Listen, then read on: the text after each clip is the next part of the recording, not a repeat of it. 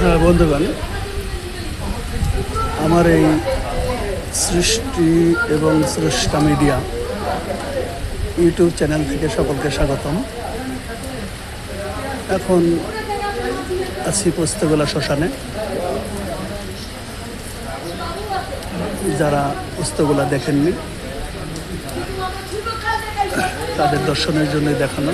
দেখুন, পোস্তগোলা শ্মশানঘাট। অনেকেই আছেন, এটা আমাদের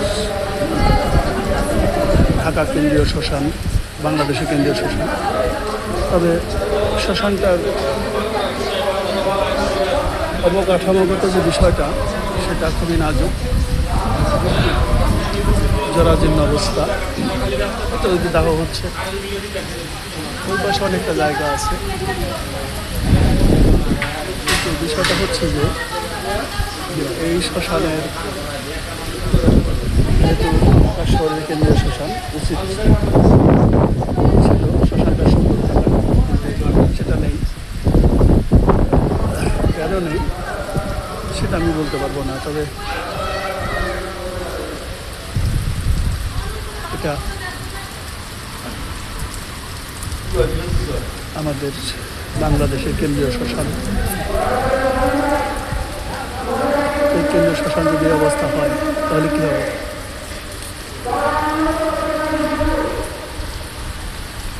সেহেতু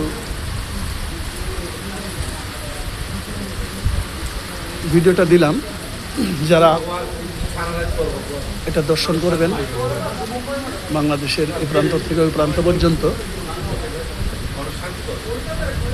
ঠিক ওই তো সামনে ঘটায় দেখা যাচ্ছে, ওটার উপরে চাল নেই, ওইটা চাল নেই। মানুষ যে বসবে, দেখুন ওই যে ওখানে একটা মন্দির আছে, শ্মশানকালী মন্দির। সেই শ্মশানকালীর মন্দিরটাও জল পড়ছে।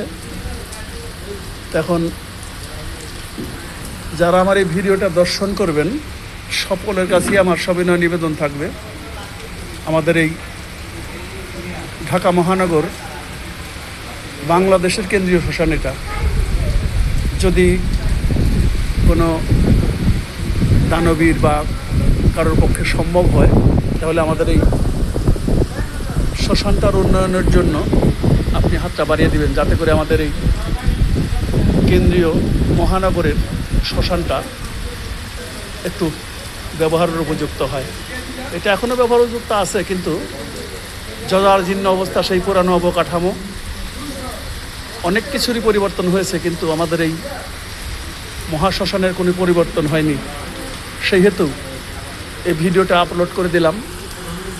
যদি আপনাদের নজরে পড়ে তাহলে অবশ্যই আমাদের এই শ্মশানটার জন্য যার পক্ষে যতটুকু সম্ভব ততটুক করার চেষ্টা করবেন, সেই প্রত্যাশা সকালে থাকবে। কারণ এটা আমাদের ঐতিহ্য, আমাদের বললাম তো যে এটা আমাদের রাজধানীতে কেন্দ্রীয় শ্মশান। আর একটা শ্মশান আছে রাজারবাগে, সেটা নতুন হয়েছে, কিন্তু এটা বহু পুরাতন। তো যাই হোক, যারা ভিডিওটা দেখলেন তারা একটু লাইক, কমেন্ট এবং সাবস্ক্রাইবটা করে দিন। সবাইকে ধন্যবাদ, ভালো থাকবেন।